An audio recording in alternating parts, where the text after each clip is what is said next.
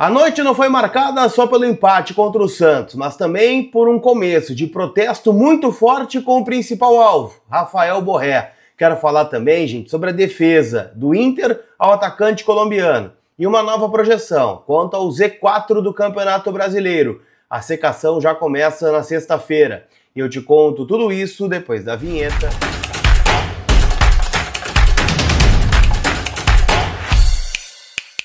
Tudo bem, gente? Vamos trocar uma ideia então? Afinal, né, quero atualizar as últimas informações do Inter aqui com vocês, já pedindo, né, sei que a fase é terrível, é tenebrosa, mas eu conto com o teu like, para o canal seguir crescendo. Tô pensando, né, em várias novidades para o ano que vem e conto com vocês aqui comigo, então te inscreve, deixa teu like para o YouTube entender que tu gosta desse conteúdo, que vai falar, né, bastante sobre a situação envolvendo o Rafael Borré. Afinal, né, acho que é unanimidade para todos o quanto esse jogador foi decisivo para que o jogo terminasse empatado em 1-1. E não para o bem do Inter, muito pelo contrário, pelos gols que acabou perdendo, em especial no primeiro tempo. Foram 4 chances claras de gols, alguns computam 5, né, mas ele poderia ter feito pelo menos uma das chances que perdeu para que o Inter, né, fosse para o intervalo com um resultado um pouquinho mais confortável.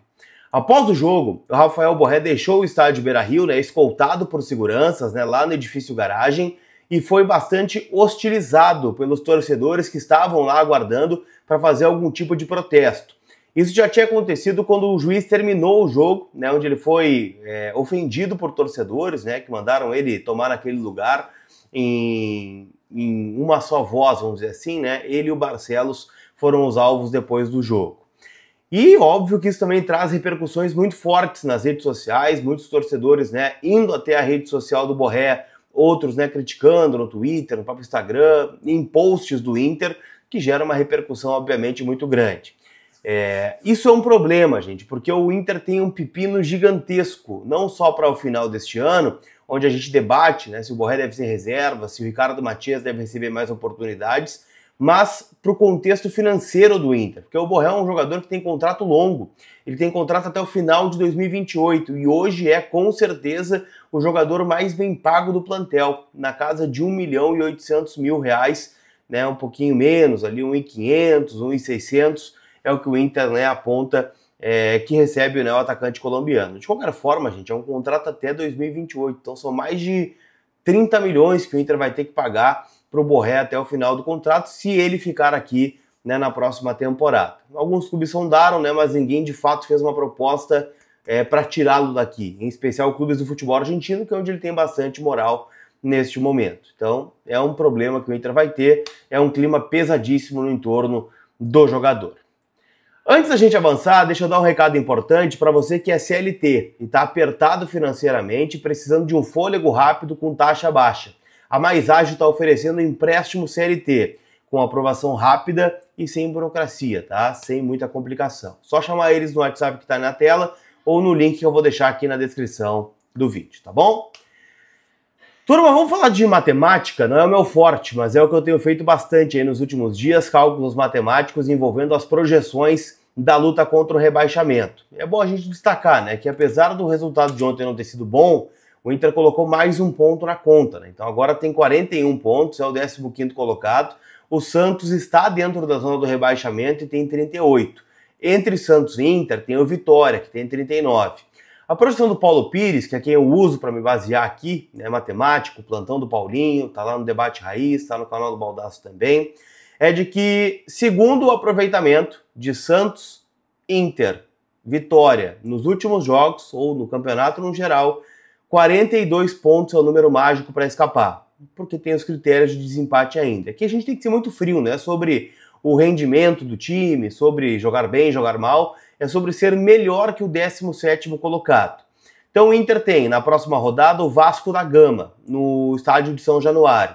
O Inter abre a rodada, né, dos que estão embaixo ali na tabela, então o Inter pode jogar uma pressão para os outros times, porque ainda na sexta-feira, só que às 9h30, tem Santos e Sport Recife na Vila Belmiro. A tendência aqui é que o Santos ganhe, né? Inclusive eu fiz minha promessa lá no AM Colorado que se o Sport ganhar do Santos ou empatar, eu vou virar sócio do Sport por um ano. Por um ano eu vou virar sócio do Sport. Mas eu acho difícil, né, que o Leão faça, né, um crimezinho. Mas de qualquer forma, é um jogo 9h30.